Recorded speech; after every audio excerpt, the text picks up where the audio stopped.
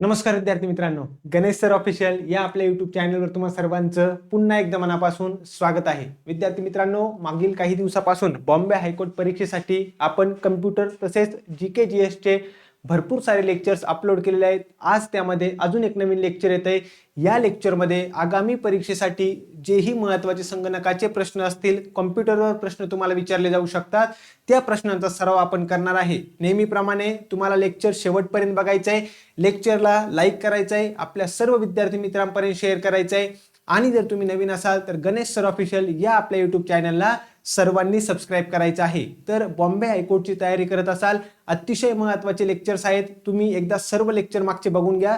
तुम्हाला कम्प्युटर आणि GK GS साठी सर्व महत्त्वाचे लेक्चर्स या ठिकाणी मिळणार आहे. तुमचा 100% अभ्यास या ठिकाणी होईल. यासाठीच आपण महत्त्वाचे लेक्चर्स घेतलेले आहेत. करूयात मग लेक्चरला सुरुवात. लेक्चर सुरू करण्यापूर्वी 1 मिनिट तुमचा वेळ घेतोय. आगामी बॉम्बे हायकोर्ट परीक्षेसाठी आपण कम्प्युटरची एक बॅच लॉन्च केलेली आहे, ज्यामध्ये तुम्हाला सर्व लेक्चर्स मिळतील, सर्व सिलेबस कव्हर केलेला आहे. त्यामध्ये PYQ अनालिसिसचे व्हिडिओ असतील, अतिसंभाव्य प्रश्नांचे व्हिडिओ असतील. त्याचप्रमाणे तुम्हाला लक्षात घ्यायचं आहे की तुम्हाला PDF नोट सुद्धा मी प्रोव्हाइड करून दिलेले आहेत. ज्यांनाही बॅच जॉईन करायची आहे त्यांनी आपल्या दिलेल्या नंबरवर 9172988063 या नंबरवर तुम्ही कॉन्टॅक्ट करू शकता आणि तिथून तुम्हाला बॅच बद्दल सर्व माहिती मिळणार आहे. समजले सर्वांना? आणि महत्त्वाचं म्हणजे तुम्ही इतर कोणत्याही परीक्षेची तयारी करताय ज्यामध्ये कम्प्युटर हा टॉपिक आहे, ते सुद्धा त्या सर्व परीक्षांसाठी हे लेक्चर अतिशय महत्त्वाचं असणार आहे. करूयात मग सुरुवात. चला तर मी मराठी आणि इंग्लिश दोन्हीमध्ये तुम्हाला थोडक्यात समजून सांगण्याचा प्रयत्न करेल, जेणेकरून तुम्हाला परीक्षेमध्ये या लेक्चरचा फायदा 100% होणार आहे. करूयात आपण सुरुवात. पहिला प्रश्न आहे, MS वर्ड मध्ये एखादा विशिष्ट शब्द, तुम्हाला एखादा स्पेसिफिक वर्ड शोधायचा आहे, स्पेसिफिक शब्द शोधायचा आहे म्हणजे फाइंड आउट करायचा आहे. त्या जागी दुसरा शब्द तुम्हाला टाकायचा आहे म्हणजेच रिप्लेस करायचा आहे. तर कोणता शॉर्टकट की तुम्हाला वापरावा लागणार आहे? Ctrl+F, Ctrl+H, Ctrl+R की Alt F4? चला पटपट सर्वांनी उत्तर देण्याचा प्रयत्न करायचा आहे.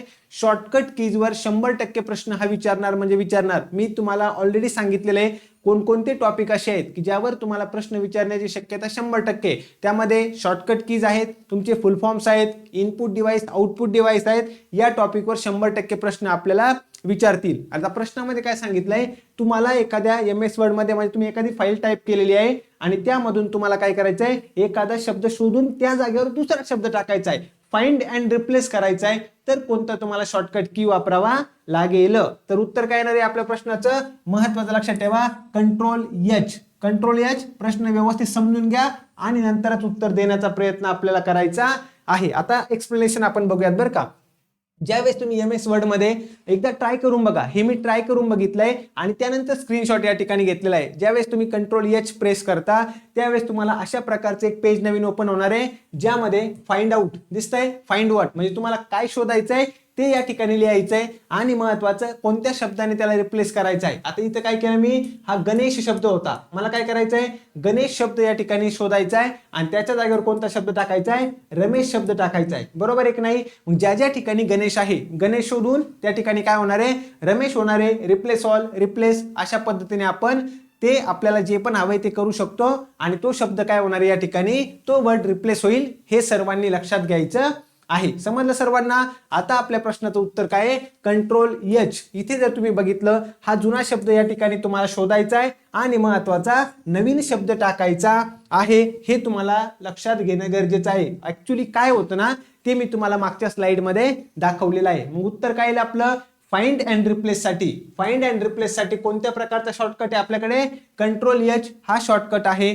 सर्वांनी लक्षात घ्यायचंय. त्याचप्रमाणे Ctrl+F. आता बऱ्याच विद्यार्थी मित्रांचं प्रामुख्याने कन्फ्युजन कुठे होणार आहे, Ctrl+H आणि Ctrl+F मध्ये होणार आहे.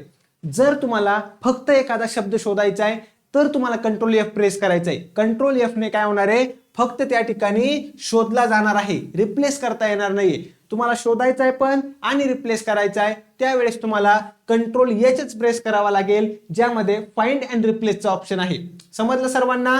पुढे जर आपण बघितलं, Ctrl+R ने काय होतं, अलाइन राईट, उजवीकडे सर्व डेटा आपल्याला अलाइन करायचा आहे. आपल्याला काय करायचं आहे, निवडलेला मजकूर जो पण आपण सिलेक्ट करणार आहे, आपला डेटा जो पण आपण आपली फाईल मधला डेटा सिलेक्ट करूया तो सर्व डेटा काय होईल, उजव्या बाजूला अलाइन होईल. हे तुम्हाला महत्वाचं लक्षात ठेवायचं आहे. आणि पेज रिलोडसाठी सुद्धा आपण या पद्धतीने हा शॉर्टकट वापरतो, महत्वाचं आहे. Alt F4 ने काय होतं, ऍप्लिकेशन सध्या चालू असलेले डॉक्युमेंट असेल किंवा कोणत्याही प्रकारचं ऍप्लिकेशन एखादं चालू असेल, ते ऍप्लिकेशन जर तुम्हाला क्लोज करायचं असेल, Alt F4 ने काय होणार आहे, क्लोज होणार आहे. हे तुम्हाला लक्षात घेणं गरजेचं आहे. जर तुम्हाला फक्त शॉर्टकट कीज बद्दल जर सर्व डिटेलमध्ये माहिती पाहिजे असेल ना, तर एक डिटेल लेक्चर मी घेतलेलं आहे बरं का. त्यावर फक्त शॉर्टकट कीजवर लेक्चर घेतलंय. ते लेक्चर तुम्ही व्यवस्थित बघा. त्यामध्ये तुम्हाला सर्व शॉर्टकट कीज कव्हर होतील आणि त्याच्या बाहेर परीक्षेला कोणतीही शॉर्टकट की विचारली जाणार नाही. हे तुम्हाला लक्षात घ्यायचंय. म्हणजे आपल्या प्रश्नाचं उत्तर सर्वांना समजलं. कंट्रोल H ने काय होतं, फाइंड अँड रिप्लेस महत्वाचं आहे. जाऊयात आपण पुढे.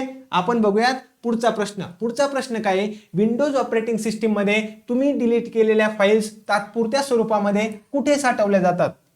आता आपण काय करतो, फक्त फाईल डिलीट केली. प्रश्न काय विचारलाय समजून घ्या. विंडोज ऑपरेटिंग सिस्टीम मध्ये आपण काय केलं, एखादी फाईल डिलीट केली तर मग ती टेम्पररी कुठे जाते, ती फाईल कुठे जाते हे तुम्हाला विचारलंय. माय डॉक्युमेंट्स मध्ये, रिसायकल बिन मध्ये, कंट्रोल पॅनल मध्ये की डेस्कटॉपवर कुठे जाणार आहे, पटपट सर्वांनी सांगायचं आहे. अतिशय सोपा प्रश्न आहे. तुम्हाला या पद्धतीचेच प्रश्न विचारतील, हे मात्र सर्वांनी लक्षात घ्या. उत्तर काय येणार आहे आपलं, रिसायकल बिन मध्ये जाते. कुठे जाते, रिसायकल बिन मध्ये. आपण थोडक्यात या ठिकाणी एक्सप्लेनेशन बघूया.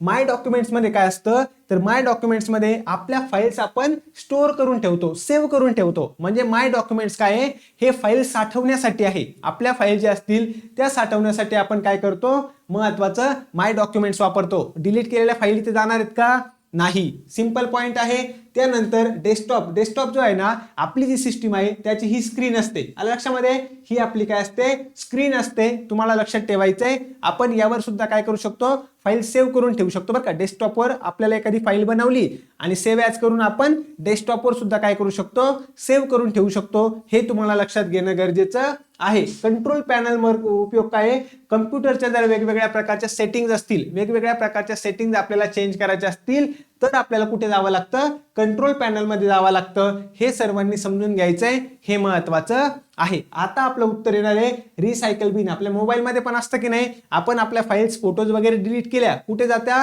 रिसायकल बिन मध्ये जाता. आणि तिथं जाऊन आपल्याला परमनंट डिलीट करायचं असेल तर करू शकतो. परंतु आपल्या सिस्टीम कम्प्युटरच्या बाबतीत काय असतं, तुम्ही जर फक्त फाईल डिलीट केल्या, फक्त डिलीटवर प्रेस केलं तर त्या फाईल कुठे जाणार आहे, रिसायकल बिन मध्ये जाणार आहे. लक्षात ठेवा बरं का. आणि तिथून आपण काय करू शकतो, त्या परत फाईल घेऊ शकतो. याला आपण रिस्टोर असं म्हणतो. काय करतो आपण, रिसायकल बिन मध्ये एखादी फाईल टाकली आपण म्हणजे फक्त डिलीट केलं होतं बरं का, आणि तिथून मला वाटलं की ती माझी फाईल मला परत घ्यायची, तर मी रिस्टोर करू शकतो. यस, 100% रिस्टोर करू शकतो. हे तुम्हाला लक्षात ठेवायचंय. परंतु ती फाईल डिलीट करताना जर मी शिफ्ट डिलीट, लक्षात घ्या, हा सुद्धा शॉर्टकट की तुम्हाला माहिती असणं गरजेचं आहे. ती फाईल जर मी डिलीट करताना शिफ्ट डिलीट प्रेस केला असेल तर ती फाईल परमनंटली डिलीट होते, रिसायकल बिन मध्ये जात नाही. म्हणून सांगत असतो वारंवार, प्रश्न काय विचारलाय हे मला व्यवस्थित समजून घेणं गरजेचं आहे. मला विचारलं असतं की कायमस्वरूपी डिलीट करायची असेल तर काय, शिफ्ट डिलीट. मी फक्त डिलीट केली, फाईल कुठे जाणार आहे, रिसायकल बिन मध्ये. दोन्ही मधला फरक सर्वांना समजलाय, क्लिअर आहे. चलो आता आपण काय करूया, आपला पुढचा प्रश्न बघूया.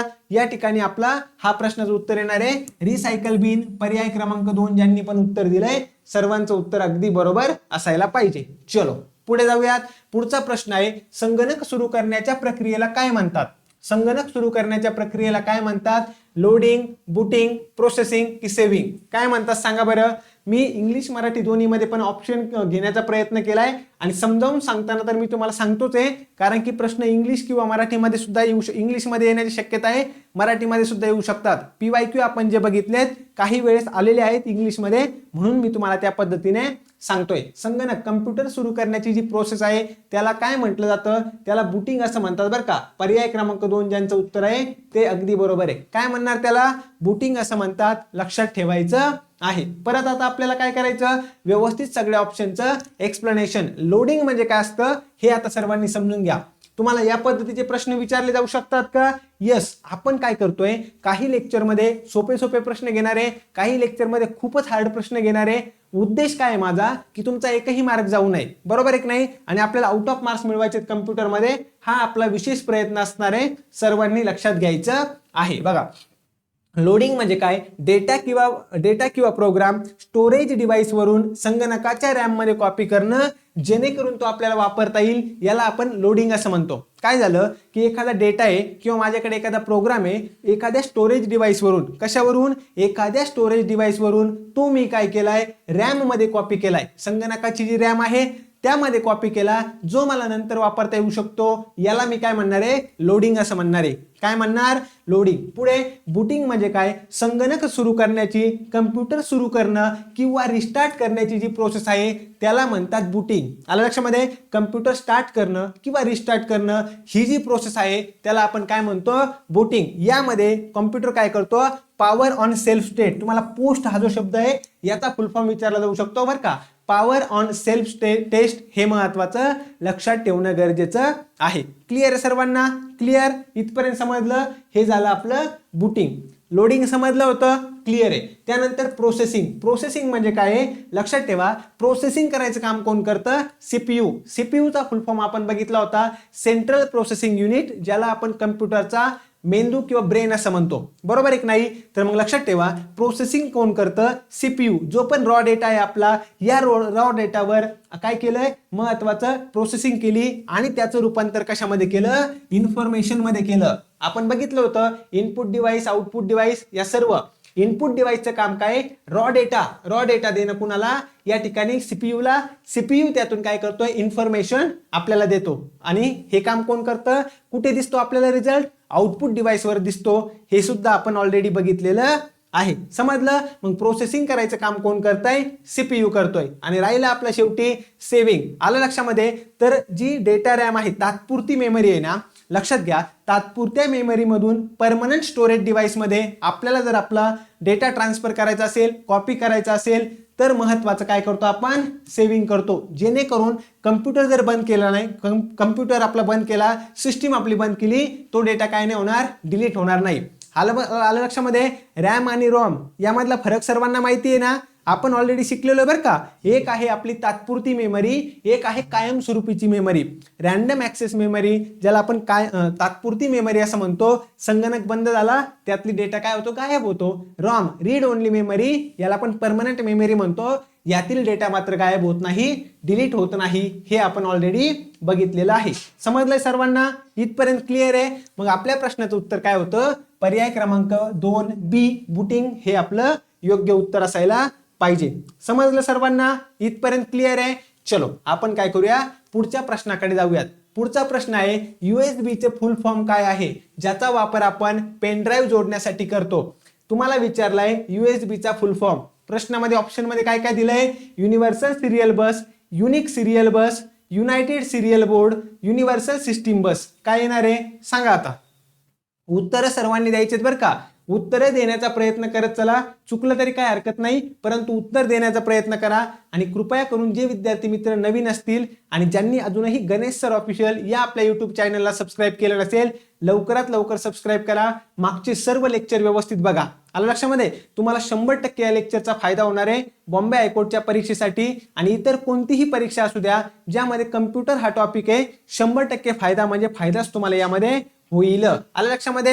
आपलं उत्तर काय येणार आहे, पर्याय क्रमांक 1, युनिव्हर्सल सिरियल बस. ज्यांनी पण उत्तर दिलंय सर्वांचं उत्तर अगदी बरोबर असायला पाहिजे. समजलं सर्वांना, इथपर्यंत क्लिअर आहे. चलो आता आपण बघूयात महत्वाचं हे सर्व पॉइंट्स. यूएसबीचा फुल फॉर्म काय होता, युनिव्हर्सल सिरियल बस. एक पॉइंट माझा क्लिअर झाला. जर सर्वात सोपा प्रश्न विचारायचा असला तर मला काय विचारणार, यूएसबीचा फुल फॉर्म सांगा. मग काय येणार आहे, युनिव्हर्सल सिरियल बस. अगदी बरोबर आहे.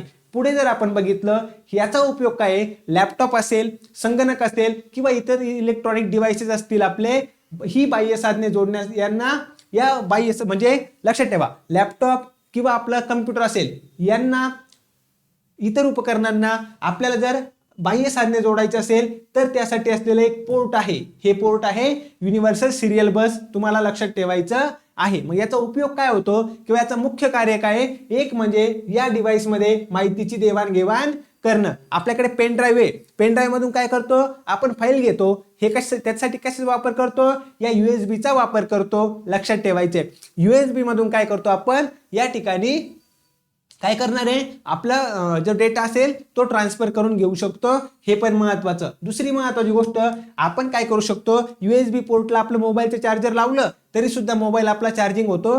मोबाईल चार्जिंग करणं महत्वाचं, हे सेकंडरी काम झालं बरं का त्याचं. खरं म्हणजे मेन काम काय त्याचं, data transfer. USB universal serial bus हे तुम्हाला महत्वाचं लक्षात ठेवायचं आहे.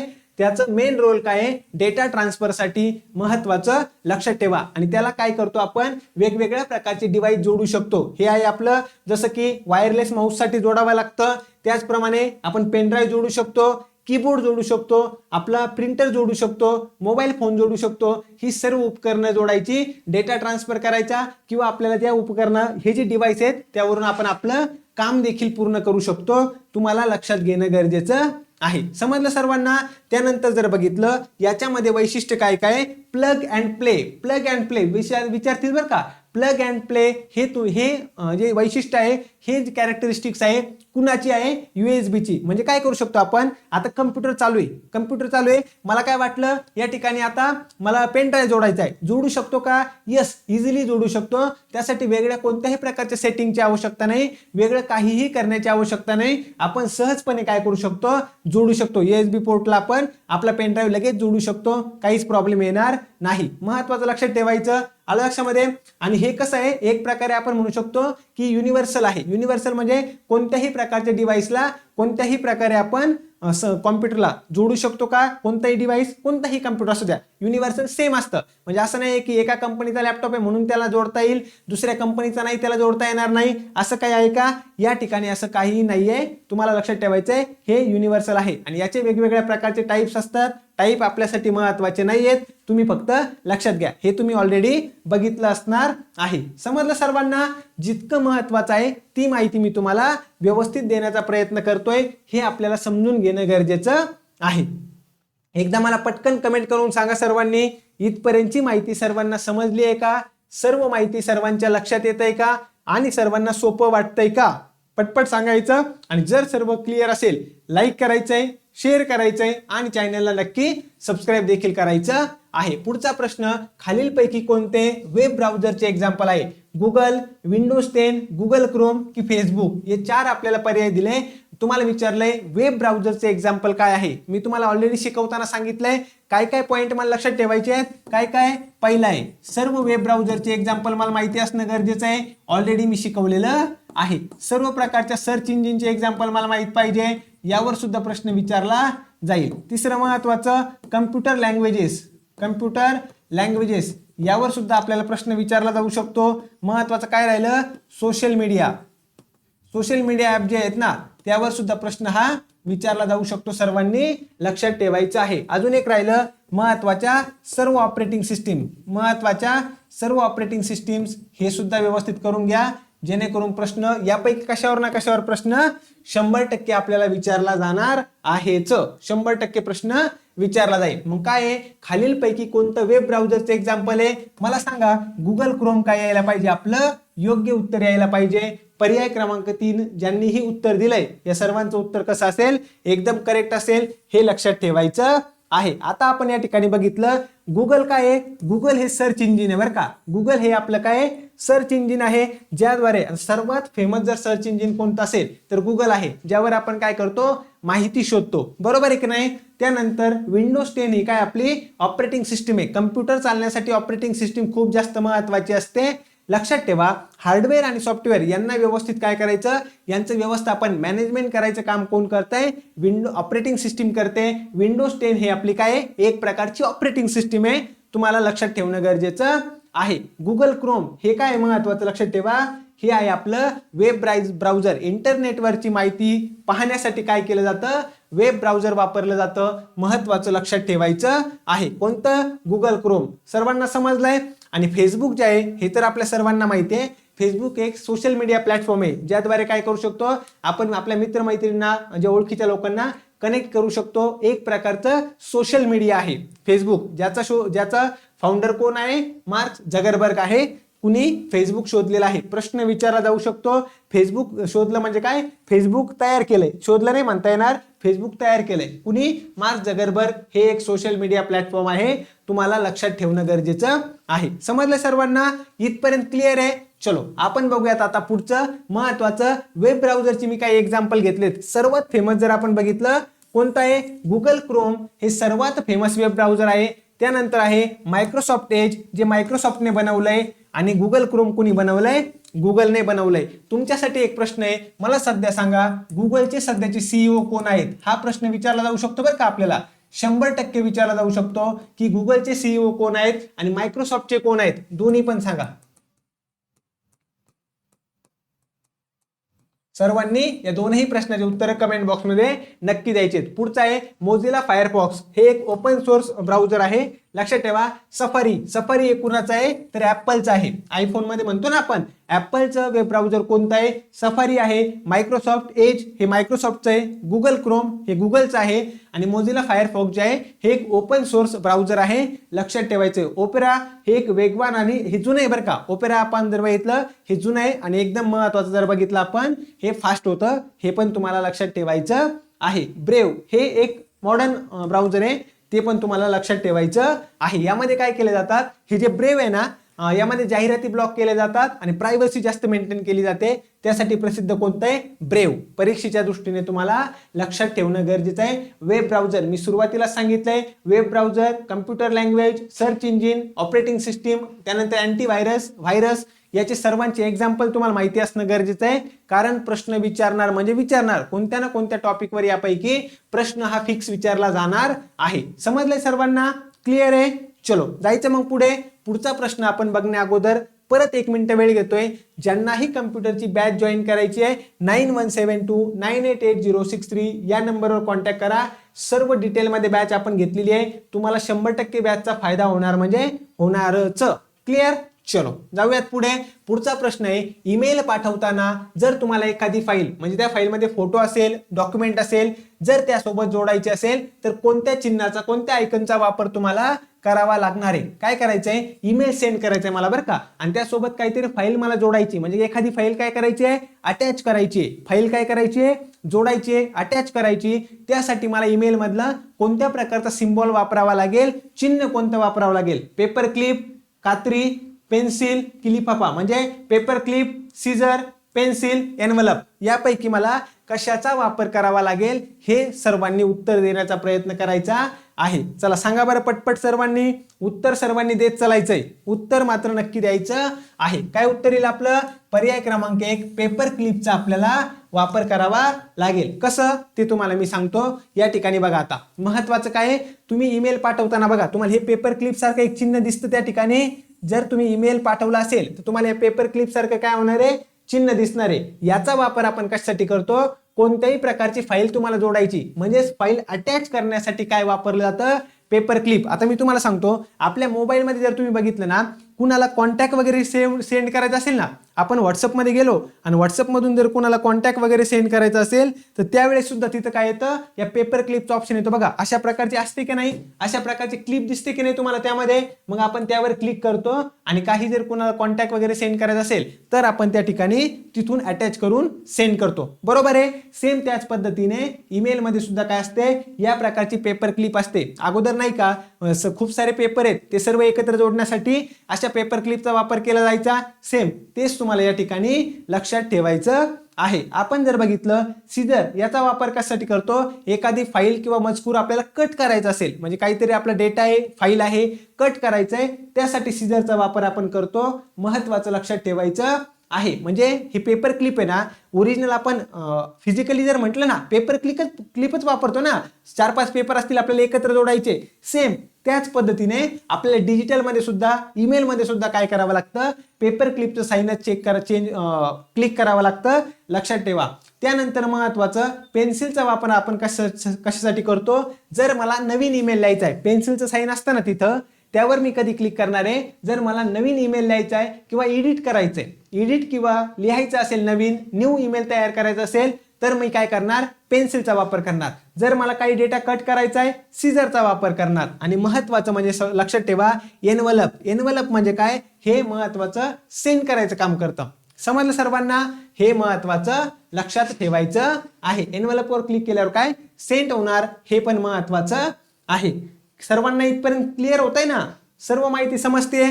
चलो मी काय केलंय, काही प्रश्न थोडेसे युनिक घेतलेत बरं का. आपल्याला वेगवेगळ्या प्रश्नांचा पण सराव करायचा आहे ना. सर्व सोपेच प्रश्न येतील असं नाही, काही अवघड प्रश्न येतील, काही युनिक प्रश्न येतील, काही वेगळेच काहीतरी प्रश्न येतील, ते सुद्धा आपल्याला काय करायचं आहे, सराव करायचा आहे. पेपर होईपर्यंत अशाच प्रकारचे लेक्चर चालू राहणार आहेत. म्हणून लेक्चरला लाईक करा, शेअर करा आणि चॅनलला गणेश सर ऑफिशियल या आपल्या युट्यूब चॅनलला सबस्क्राईब मात्र सर्वांनी करायचं आहे. कुकीज म्हणजे काय, इंटरनेटच्या संदर्भात बरं का, खायच्या संदर्भात नाही, इंटरनेटच्या संदर्भात कुकीजचा अर्थ काय होतो हे तुम्हाला या ठिकाणी सांगायचं आहे. एका प्रकारचा व्हायरस कुकीज म्हणजे इंटरनेटवर खेळला जाणारा एखादा खेळ आहे. छोट्या टेक्स्ट फाईल्स ज्या वेबसाईट्स तुमच्या संगणकावर ब्राउझिंग माहिती साठवण्यासाठी ठेवतात, की एखादा अँटीव्हायरसचं सॉफ्टवेअर आहे. कुकीज म्हणजे काय या प्रश्नाचं उत्तर तुम्हाला द्यायचं आहे. कुकीज म्हणजे काय, पटपट सर्वांनी सांगण्याचा प्रयत्न करा, महत्वाचं आहे. तर काय आहे कुकीज म्हणजे काय, छोट्या छोट्या टेक्स्ट फाईल्स ज्या वेबसाईट्स तुमच्या संगणकावर ब्राउझिंगची माहिती साठवण्यासाठी ठेवतात. म्हणजे जे आपल्या वेबसाईट आहेत ब्राउझिंगची माहिती साठवण्यासाठी कशाचा वापर करतात, कुकीज सारख्या टेक्स्ट फाईलचा वापर करतात, छोट्या छोट्या टेक्स्ट फाईलचा वापर करतात. हे तुम्हाला लक्षात ठेवणं गरजेचं आहे. बघूयात आता एक्सप्लेनेशन. काय या ठिकाणी सांगितलंय, कुकीजची सर्वात महत्त्वाची डेफिनेशन म्हणजे काय, या तुमच्या वेब ब्राउझरद्वारे, आपलं जे वेब ब्राउझर आहे त्याद्वारे संगणकावर म्हणजे आपल्या कम्प्युटरवर किंवा मोबाईलवर साठवल्या जाणाऱ्या स्मॉल टेक्स्ट फाईल आहेत. म्हणजे तुम्हाला प्रश्न काय विचारतील, एक म्हणजे कुकीज म्हणजे काय, तर आपल्या वेब ब्राउझर जो आहे त्याच्याद्वारे कम्प्युटरमध्ये म्हणा किंवा मोबाईलमध्ये म्हणा जी पण आपली साठवल्या जाणाऱ्या माहिती ना, जी पण साठवल्या जाणाऱ्या टेक्स्ट फाईल छोट्या छोट्या, त्यांना आपण काय म्हणतो, कुकीज असं म्हणतो. लक्षात ठेवणं गरजेचं आहे. आलं लक्षामध्ये. आता याचा वापर का बरं होतो, याचा सिंपल एक महत्त्वाचा यूज लक्षात ठेवा, की वेबसाईट तुमच्याबद्दलची म्हणजे आपल्याबद्दलची ज्या पण आवडीनिवडी आहेत ती माहिती लक्षात ठेवण्यासाठी काय करते, कुकी फाईल पाठवते. कुणाला, ब्राउझरला. वेबसाईट काय करते, ब्राउझरला कुकी फाईल पाठवते, जेणेकरून आपल्या आवडीनिवडी ज्या आहेत त्या या ठिकाणी लक्षात येण्यासाठी, लक्षात ठेवण्यासाठी महत्वाचे आहेत. या ठिकाणी कोणकोणती माहिती साठवली जाते, जसं की लॉगिन बद्दलची माहिती, युजर नेम, पासवर्ड लक्षात ठेवणं, एखादी भाषा आहे ती भाषा सिलेक्ट करणं, एखादी थीम आहे, आणि महत्वाचं जे आपण ऑनलाईन शॉपिंग करताना कार्टमध्ये वस्तू ठेवतो ना, त्या प्रकारची माहिती लक्षात घ्या. कुकीजमध्ये कोणकोणत्या प्रकारची माहिती साठवली जाते, युजर नेम असेल, पासवर्ड असेल, किंवा आपण महत्वाचं म्हणू शकतो भाषा आपल्याला कोणती सिलेक्ट केलेली असेल ते असेल, आणि आपण ऑनलाईन शॉपिंग करताना सर्व गोष्टी कार्टमध्ये टाकतो ना, तर ती माहिती सुद्धा काय केली जाते, याद्वारे साठवली जाते. तुम्हाला लक्षात ठेवायचं आहे. क्लिअर आहे सर्वांना. जेणेकरून काय होतं, या कुकीजमुळे महत्वाचा फायदा काय होतो, आपल्याला परत परत तेच काम रिपीट करावं लागत नाही. काय होतं, ती माहिती आपली पुन्हा भरायची गरज पडत नाही, आणि आपण महत्वाचं वेगवान काम करू शकतो. फास्ट आपलं काम होऊन जाणार आहे. रिपीट भरायची ताण नाही, झंझट नाही. क्लिअर सर्वांना. महत्वाचं लक्षात ठेवायचं, यांना नाही का नुकसान होत नाही बरं का. महत्वाचं लक्षात ठेवायचं, यांच्या कोणत्याही प्रकारचा व्हायरस किंवा प्रोग्राम नसतात, यांचं नुकसान होत नाही. हे महत्वाचं लक्षात ठेवायचं तुम्हाला इम्पॉर्टंट आहे. जे पण प्रश्न विचारले जाऊ शकतात कुकीज बद्दल मी सांगण्याचा प्रयत्न केलेला आहे. समजलं. चलो जाऊयात आपण पुढे. आता संगणकात डेटा कोणत्या स्वरूपामध्ये साठवला जातो. प्रश्न काय आपला, कम्प्युटरमध्ये डेटा कोणत्या स्वरूपामध्ये साठवला जातो. एक आहे डेसिमल म्हणजे दशांश, एक आहे बायनरी 0 आणि 1च्या स्वरूपामध्ये, एक आहे हेक्साडेसिमल, आणि एक आहे ऑक्टल. खालीलपैकी कशाच्या स्वरूपामध्ये कम्प्युटरमध्ये संगणकामध्ये डेटा साठवला जातो हे तुम्हाला सांगायचं आहे. कशाच्या स्वरूपामध्ये, तर बायनरी स्वरूपामध्ये. आपण ऑलरेडी एका प्रश्नामध्ये हे बघितलं होतं. आपण काय करूयात, डिटेलमध्ये थोडक्यात बघण्याचा प्रयत्न करूयात.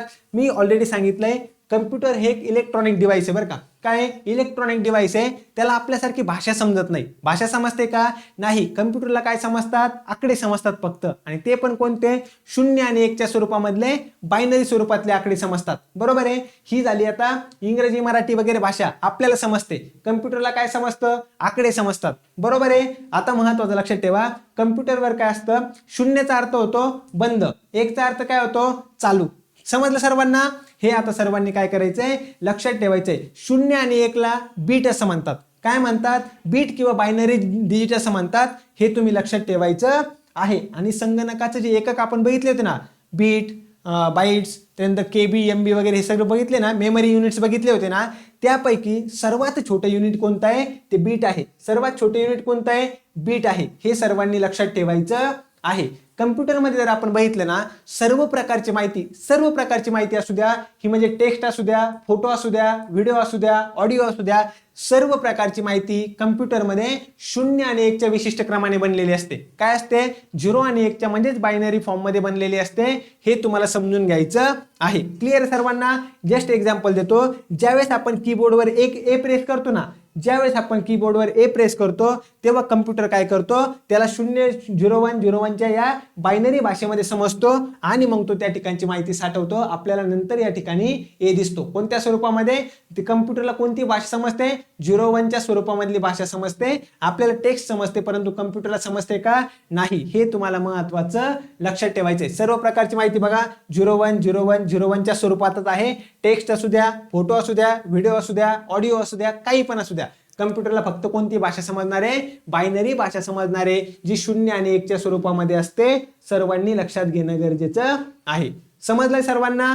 क्लिअर आहे इथपर्यंत? जायचं मग पुढे. आपण काय करूया, पुढचा प्रश्न बघूयात. पुढचा प्रश्न आहे एमएस एक्सेल मध्ये जर तुम्हाला फक्त अशाच सेलची संख्या मोजायची असेल ज्यामध्ये फक्त अंक आहेत, नंबर्स आहेत बरं का, लक्षात ठेवा. आता एमएस एक्सेल मध्ये काय करायचंय, तुम्हाला अशा सर्व सेल शोधायच्यात ज्यामध्ये फक्त आणि फक्त काय आहे, नंबर्स आहेत. तर त्यासाठी तुम्हाला कोणतं फंक्शन वापरावं लागेल? MS Excel, MS Word, PowerPoint याबद्दल प्रश्न विचारतील. हळूहळू मी काय करतोय, त्या पद्धतीचे पण प्रश्न घेतोय बरं का. म्हणजे पेपर येईपर्यंत आपले सोपे, मीडियम, हार्ड, युनिक सर्व प्रकारचे प्रश्न हे कव्हर होणार आहेत. मला सांगा, जर आपल्याला काय करायचंय, एमएस एक्सेल मध्ये अशा प्रकारची सेल शोधायची आहे ज्यामध्ये फक्त अंक आहेत, फक्त नंबर्स आहेत, तर तुम्हाला कोणतं फंक्शन वापरावं लागेल? काउंट ब्लँक, सम. कोणतं फंक्शन असं आहे की जे मला वापरावं लागेल, ज्याने माझं उत्तर येणार आहे? काय करूयात, एक्सप्लेनेशन व्यवस्थित बघूयात, तुमच्या सर्व लक्षात येईल. फक्त अंक मोजायचे असतील तुम्हाला काउंट हे फंक्शन वापरायचंय. आलो मी लगेच उत्तरापर्यंत. पर्याय क्रमांक 1 काय होतं माझं? करेक्ट उत्तर होतं. काय होतं? पर्याय क्रमांक 1. परंतु मी वारंवार सांगत असतो, तुम्हाला प्रश्न बघायचा, उत्तर बघायचं आणि पुढे पळायचं, असं कधीही करायचं नाही बरं का. का बरं? कारण की तुम्हाला ॲज इट इज प्रश्न विचारण्याची शक्यता काय आहे? खूप कमी होऊ शकतं. याच पद्धतीचा प्रश्न तुम्हाला विचारला जाईल परीक्षेमध्ये. ॲज इट इज हा नाही विचारणार, तुम्हाला काउंट ब्लँक बद्दल विचारतील. म्हणून एक्सप्लेनेशन, स्पष्टीकरण खूप जास्त महत्वाचं आहे. कधीही आपण एक प्रश्न बघितला की त्यातला सर्व टॉपिक कव्हर करून घेण्याचा प्रयत्न करायचा, जेणेकरून कोणताही प्रश्न विचारला तो माझा चुकता कामा नये. हे माझं महत्वाचं टार्गेट असायला पाहिजे. बरोबर आहे की नाही? चलो, तर आता काउंट या ठिकाणी काय केलं जातं? महत्वाचं फक्त संख्यात्मक डेटा बघा, संख्या ज्या ठिकाणी आहे ना, अशा सेल मधले काय केले जाते? मोजलेले असतील. मग मजकूर असेल, काहीतरी मी लिहिलेलं असेल, अक्षर असेल किंवा मी ब्लँक सोडलेलं असेल, ते मोजणार आहे का? हे मोजणार नाही. मग तुम्हाला काय उत्तर येईल? आता मी ज्यावेळेस फक्त काउंट ही फंक्शन वापरलं, मला या ठिकाणी काय दिसेल? फक्त महत्वाचं या प्रकारे तुम्हाला ज्या सेल दिसतील, या एका सेलमध्ये आहे, या सेलमध्ये बाकीचं दाखवणार आहे का? नाही. संख्या कोणत्या दाखवल्या? 10 आणि 25 इतकंच दाखवलं. बरोबर आहे. त्यानंतर काउंट ए जर केलं, मी काय केलं? काउंट असेल फक्त नंबर्स बरं का. काउंट मध्ये फक्त नंबर्स. काउंट ए मध्ये काय? सर्व प्रकारचा डेटा मोजला जाणार आहे. काउंट ए मध्ये काय? सर्व प्रकारचा डेटा मोजला जाणार आहे. तुम्हाला लक्षात ठेवायचं आहे. मग त्या ठिकाणी मजकूर असू द्या, अंक असू द्या, लॉजिकल असू द्या, सर्व आलं लक्षामध्ये. रिकामे नसलेले सर्व सेल मोजायचं काम कोण करणार आहे? काउंट ए करणार आहे. हे तुम्हाला लक्षात ठेवणं गरजेचं आहे. काउंट ए काय? सर्व डेटा मोजणं. काउंट काय करतंय? फक्त अंक मोजतंय. काउंट ब्लँक काय करतं? फक्त महत्वाचं लक्षात ठेवा, काउंट ब्लँक काय करतं? जे पण रिकामे सेल दिसतील ना, ते मोजतंय. फक्त रिकामे सेल. आता ए आहे का? नाही, कारण की त्याच्यामध्ये डेटा आहे ना आपला. 2 नंबरचा आहे का? याच्यामध्ये आहे ना 25. हे बघा, 3 नंबरचं काय केलं? या प्रकारचं सेल मोजणार, कारण की ते पूर्णपणे ब्लँक आहे. जे पण पूर्णपणे रिकामे आहे त्यांना मोजायचं काम कोण करणार आहे? लक्षात ठेवा, काउंट ब्लँक करणार आहे. काउंट ए काय करणार? सर्व डेटा मोजणार. काउंट काय करणार? फक्त अंक मोजणार. परीक्षेच्या दृष्टीने हा पॉइंट आपला महत्वाचा आहे. समजतंय सर्वांना? क्लिअर आहे. त्यानंतर सम आपण कशासाठी वापरतो? बेरीज करण्यासाठी बरं का. संख्यात्मक मूल्यांची बेरीज करण्यासाठी हे काय केलं जातं की सम वापरलं जातं. परीक्षेच्या दृष्टीने ज्या पण संख्या आहेत त्या सर्वांची काय होणार या ठिकाणी? बेरीज होणार. तुम्हाला समजून घ्यायचं आहे. समजतंय सर्वांना? सोपं आहे की नाही? चलो, आपल्याला काय जायचंय? पुढच्या प्रश्नाकडे जायचंय. परत एक प्रश्न आला, खालीलपैकी कोणते ऑपरेटिंग सिस्टीमचे एक्झाम्पल नाही? वारंवार सांगतो बरं का, प्रश्न कधीही व्यवस्थित वाचायचा. मगाशी काय विचारलं होतं, खालीलपैकी कोणतं वेब ब्राउझरचं एक्झाम्पल आहे. आता काय विचारलंय, ऑपरेटिंग सिस्टीमचं एक्झाम्पल नाही. घाईघाईमध्ये काय करायचं, उत्तर लगेच टिक करायचं आणि पळायचं, असं करू नका. एक एक मार्क आपल्यासाठी महत्वाचा आहे, एक एक क्वेश्चन आपल्यासाठी महत्वाचा आहे. म्हणून प्रश्न हा व्यवस्थितच वाचायचा. खालीलपैकी कोणते ऑपरेटिंग सिस्टीमचे एक्झाम्पल नाहीये, Windows 10, Linux, Microsoft office, Android, काय नाहीये सांगा. उत्तर पटपट सांगायचं आहे सर्वांनी. काय येईल आपल्या प्रश्नाचं उत्तर, या ठिकाणी मायक्रोसॉफ्ट ऑफिस हे काय आहे, एक प्रकारचं आपलं ऍप्लिकेशन सॉफ्टवेअर आहे. ऍप्लिकेशन सॉफ्टवेअर तुम्हाला लक्षात ठेवणं गरजेचं आहे, बरोबर एक नाही. बाकी विंडोज 10 असेल, लिनक्स असेल, अँड्रॉइड असेल, या सर्व आपल्या काय झाल्या, ऑपरेटिंग सिस्टीम आहेत. महत्वाचं आहे. ऑपरेटिंग सिस्टीम काय करतं, तुम्हाला एक महत्त्व सांगतो बरं का. कम्प्युटरचे हार्डवेअर सॉफ्टवेअर यांचं व्यवस्थापन, यांचं मॅनेजमेंट करायचं काम कोण करतं, ऑपरेटिंग सिस्टीम करते. आणि दुसरी महत्वाची गोष्ट, युजर म्हणजे आपण, युजर आणि कम्प्युटर हार्डवेअर यांच्यामधील इंटरमिजिएट कोण असेल किंवा यांच्यामधील मध्यस्थ म्हणून कोण काम करतं, ऑपरेटिंग सिस्टीम करते बरं का. जर आपल्या कम्प्युटरमध्ये, आपल्या मोबाईलमध्ये ऑपरेटिंग सिस्टीम नसेल, ओएस नसेल, तर काम करू शकणार आहे का आपला मोबाईल, कम्प्युटर, काम करू शकत नाही. हे पण तुम्हाला लक्षात ठेवणं या ठिकाणी गरजेचं आहे. क्लिअर आहे. विंडोज 10 एक आहे, ऑपरेटिंग सिस्टीमचं एक्झाम्पल आहे. लिनक्स एक आहे, हे पण ऑपरेटिंग सिस्टीमचं एक्झाम्पल आहे. अँड्रॉइड हे महत्वाचं स्मार्टफोनसाठी वापरलं जाणारं एक काय ऑपरेटिंग सिस्टीमचं एक्झाम्पल आहे. तुम्हाला इतकं लक्षात ठेवायचंय, परीक्षेसाठी महत्वाचं आहे, भरपूर महत्वाचं आहे, लक्षात घ्या. आता महत्वाचं तुम्हाला काय काय केलंय, मी काही ऑपरेटिंग सिस्टीमचे एक्झाम्पल घेतले बरं का. ऍपल बेसवर, लिनक्सच्या आधारित आणि इतर महत्वाचे, जसं की काय या ठिकाणी iOS महत्वाचं. जे ऍपलचे आयफोन आहेत ना, आपण आयफोन म्हणतो बघा मोबाईल, त्यामध्ये कोणत्या प्रकारची ऑपरेटिंग सिस्टीम असते, iOS असते. जे ऍपलचे आयपॅड्स आहेत ना, त्यासाठी कोणती असते, आयपॅड ओएस नावाची ऑपरेटिंग सिस्टीम आहे. आणि जे महत्वाचे ऍपलचे कम्प्युटर्स आहेत त्यामध्ये मॅक ओएस नावाची ऑपरेटिंग सिस्टीम असते. म्हणजे ऍपलचं स्मार्टफोनसाठी वेगळी, कम्प्युटरसाठी वेगळी आणि आयपॅडसाठी वेगळी, हे तीनही ऑपरेटिंग सिस्टीमचे तुम्हाला एक्झाम्पल लक्षात ठेवणं गरजेचं आहे. आता महत्वाचं, मॅक ओएस, iOS आणि आयपॅड ओएस हे तुम्ही काय करा, व्यवस्थित लक्षात ठेवा. आणि ज्यांना पण ही फाईल हवी असेल ना, PDF फाईल, मी आपल्या डिस्क्रिप्शनमध्ये टेलिग्राम चॅनलची लिंक दिलेली आहे. त्याच प्रकारे मी तुम्हाला आपल्या व्हॉट्सअप ग्रुपची पण लिंक दिलेली आहे, तिथून तुम्ही जॉईन करू शकता बरं का. व्हॉट्सअप ग्रुप जॉईन करू शकता, टेलिग्राम चॅनल जॉईन करू शकता. तुम्हाला या सर्व PDF त्या ठिकाणी मिळून जातील. पुढं लिनक्सवर आधारित कोणकोणते ऑपरेटिंग सिस्टीम आहे, एक आहे उबंटू, दुसरा आहे CentOS. हे महत्वाचं लक्षात ठेवा. एक्झाम्पल, डिटेलमध्ये जायचं नाही, एक्झाम्पल विचारणार आहे मला डायरेक्ट, मला एक्झाम्पल, आपल्याला फापट पसारा करत बसायचा आहे का, अजिबात नाही. मला काय करायचं आहे, एक्झाम्पल फक्त त्या ठिकाणी लक्षात ठेवण्याचा प्रयत्न करायचा आहे. समजलं सर्वांना, क्लिअर आहे, समजलं, क्लिअर. चलो पुढे जर आपण बघितलं तर एक वेगवेगळ्या प्रकारच्या कोणत्या ओएस आहेत, एक आहे विंडोज 11, त्यानंतर क्रोम ओएस. ह्या पण तुम्ही काय करू शकता, लक्षात ठेवू शकतात, परीक्षेच्या दृष्टीने महत्वाचं आहे. जाऊयात पुढे. पुढचा प्रश्न आपल्याला बघायचा आहे, ईमेल पाठवताना CCचा अर्थ काय होतो. ईमेल पाठवताना CCचा अर्थ काय होतो हे सर्वांनी सांगण्याचा प्रयत्न करा. Cold coffee, carbon copy, blind copy, contact copy, काय येईल बरं यामध्ये बघा. हे तर पर्याय कट झाला, हा पर्याय नाही, हा ब्लाइंड कॉपी तर येणारच नाही. तुम्हाला फक्त CC, carbon copy, cold coffee, contact copy यातून एक सांगायचं आहे. प्रत्येकाने पटपट उत्तर देण्याचा प्रयत्न करा.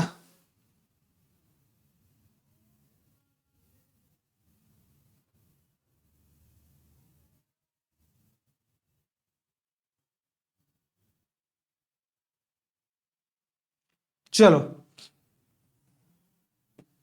सांगा बरं पटपट सर्वांनी,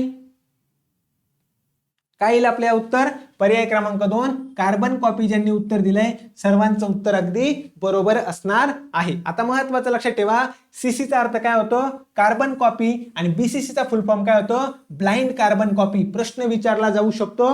हा सुद्धा टॉपिक मी तुम्हाला डिटेलमध्ये शिकवलेला आहे, लक्षात घ्या. CC कार्बन कॉपी याच्यामध्ये काय होते, ईमेल जो आहे ना त्याची एक कॉपी तयार होते बरं का, म्हणजे एक प्रत तयार होते. आणि महत्वाचं लक्षात ठेवा, CC मधले जे पण लोक आहेत, म्हणजे या ठिकाणी आपण ही जे CC मध्ये जे आपण लोकांना ठेवलंय, लक्षात ठेवा त्या सर्वांचे ईमेल ID आणि महत्वाचं नाव सर्वांना दिसतात. म्हणजेच महत्वाचं काय, टू आणि इतर CC लोकांना दिसतात. आलं लक्षामध्ये? CC मध्ये जे आपण लोकांना ठेवलंय याच्यामध्ये काय होतं, एकतर त्या ईमेलची एक कॉपी तयार होते आणि सर्व लोकांना ईमेल ID आणि नावं दिसणारे, म्हणजे 2 मध्ये जे असतील त्यांना सुद्धा आणि CC मध्ये ज्यांना असतील त्यांना सुद्धा. आलं लक्षामध्ये? ह्याचा उद्देश काय असतो, फक्त माहिती देण्यासाठी किंवा लूप मध्ये ठेवण्यासाठी याचा वापर करतात. महत्वाचं आपल्यासाठी काय, blind carbon copy BCC.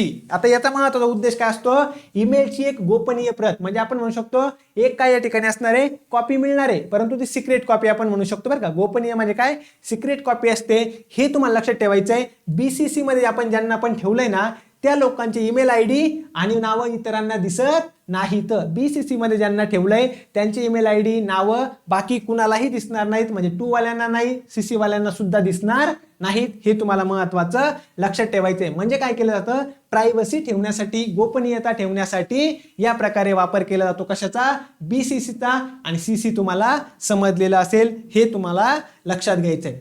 Clear आहे इथपर्यंत? सर्वांना सर्व पॉइंट समजलेत? मला एकदा पटपट सर्वांनी सांगायचंय लेक्चर सर्वांना कसं वाटलेलं आहे. जर लेक्चर आवडत असेल तर लेक्चरला लाईक करा, आपल्या सर्व विद्यार्थी मित्रांपर्यंत शेअर करा आणि जर तुम्ही नवीन असाल तर सर्वांनी चॅनलला देखील सबस्क्राईब करायचं आहे. विद्यार्थी मित्रांनो, हे आपलं नवीन चॅनल आहे ज्यावर आपण मागील काही दिवसापासून अतिशय महत्त्वाचे लेक्चर्स अपलोड करत आहोत, परंतु बरेचसे विद्यार्थी मित्र लेक्चर बघतात, लाईक करत नाहीत आणि खूप जणांनी चॅनलला अजूनही सबस्क्राईब केलं नाहीये. जर तुम्हाला लेक्चर खरंच आवडत असतील, तुम्हाला वाटत असेल या लेक्चरचा फायदा होतोय, नक्की लेक्चरला लाईक करा, आपल्या विद्यार्थी मित्रांपर्यंत शेअर करा आणि चॅनलला सबस्क्राईब करा. तुम्हाला फायदाच होईल या चॅनलचा. GK GS असेल, त्याचप्रमाणे तांत्रिकचे काही विषय असतील आणि कम्प्युटरचे विषय असतील, त्याचे आपले लेक्चर हे खूप जास्त येणार आहेत अजून सुद्धा. त्यामुळे नक्की चॅनलला सबस्क्राईब करा आणि ज्यांनाही बॅच जॉईन करायची आहे, आपला नंबर या ठिकाणी आहे 9172988063. यावर तुम्ही काय करू शकता, मला कॉन्टॅक्ट करू शकता, बॅच जॉईन करून घेऊ शकता. कम्प्युटरची जी बॅच आहे, आपली बॉम्बे हायकोर्ट असेल किंवा इतर कोणत्याही परीक्षा असतील ज्यामध्ये तुम्हाला कम्प्युटर नावाचा विषय आहे, त्यासाठी अतिशय महत्त्वाची आहे. क्लिअर आहे? आणि ज्यांना PDF हवी असेल, आपलं डिस्क्रिप्शनमध्ये टेलिग्राम चॅनलची लिंक दिलेली आहे, व्हॉट्सअप ग्रुपची दिलेली आहे, तुम्ही ते जॉईन करू शकता. तिथे तुम्हाला ह्या सर्व प्रकारच्या फाईल्स आत्तापर्यंत झालेल्या पण मी तिथे अपलोड केलेल्या आहेत आणि ही सुद्धा मी लवकरात लवकर अपलोड करून देणार आहे. क्लिअर आहे? चलो, तर लेक्चर शेवटपर्यंत बघितल्याबद्दल तुम्हा सर्वांचं खूप खूप धन्यवाद.